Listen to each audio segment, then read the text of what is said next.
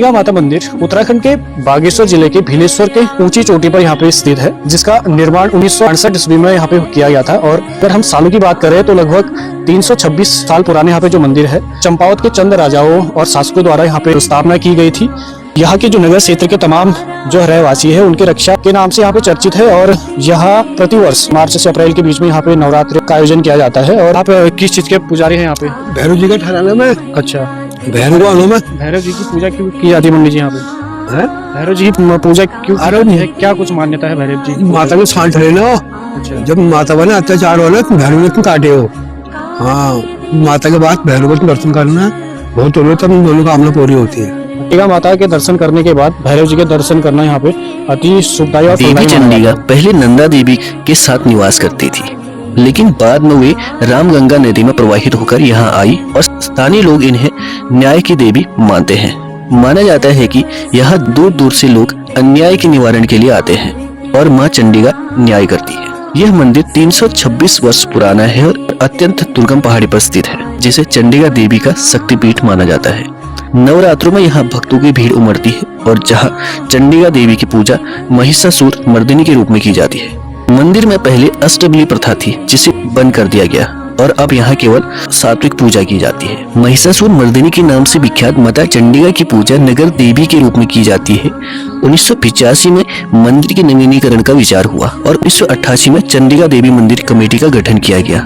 90 के दशक में इस कमेटी की देखरेख में मंदिर का भव्य निर्माण हुआ, जिसके बाद मंदिर परिसर का भी विस्तार किया गया। वर्तमान में मंदिर में अन्य देवी देवताओं जैसे माँ चामुंडा, माँ कालिका, महावीर, हनुमान, क्षेत्रपाल देवता के मंदिर भी स्थापित है। माता चंडिका के मंदिर की स्थापना के बाद पांडे वंशज 84 गांव में बस गए और पीढ़ियों से मंदिर के पुजारी के रूप में सेवा करते आ रहे हैं। इनके अलावा नगर और अन्य जिलों के लोग भी माता चंडिका की गहरी आस्था रखते हैं। आज अन्य राज्यों से भी लोग माता के दर्शन के लिए बागेश्वर आते हैं। मंदिर में पिछले कुछ वर्षों से शादी विवाह का आयोजन भी होने लगा है। यहाँ की शादियों को धार्मिक और पवित्र माना जाता है, जिसमें कमेटी और पुजारियों का सहयोग भी लिया जाता है। मंदिर में पहले अष्टबली प्रथा का प्रचलन था, जिसमें भैंस की बलि दी जाती थी। हालांकि न्यायालय के आदेश के बाद इस प्रथा को बंद कर दिया गया और अब बलि प्रथा का अनुसरण नहीं किया जाता है।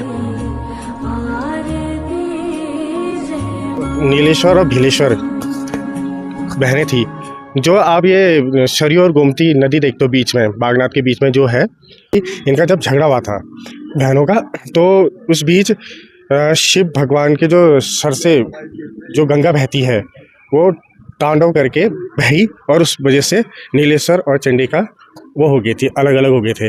तो आप देख सकते हैं कि नीलेश्वर और चंडिका के बीच में बागनाथ मंदिर है हमारा। ये बीच में नदी जो देख रही है आपको, सरयू और गोमती बहती है। इस वजह से नीलेश्वर उस साइड है और चंडिका इस साइड है। तो चंडिका का मान्यता इतनी मानी जाती है कि जो भी गर्भवती महिलाएं या जिनकी पीड़ित लोग होते हैं उनकी मनोकामनाएं पूरी होती है। और नीलेश्वर में जब